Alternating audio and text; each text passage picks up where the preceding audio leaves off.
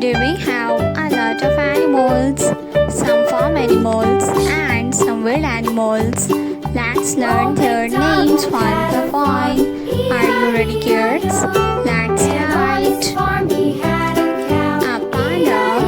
The first animal is a panda. A dog. This is a dog. A dog. A cow. This is a cow.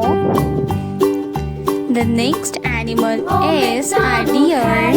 This is a deer. The next animal is a rabbit. This is a rabbit. The next animal is a camel. This is a camel. A lion. A lion is the king of forest. The next animal is elephant. This is elephant. The next animal is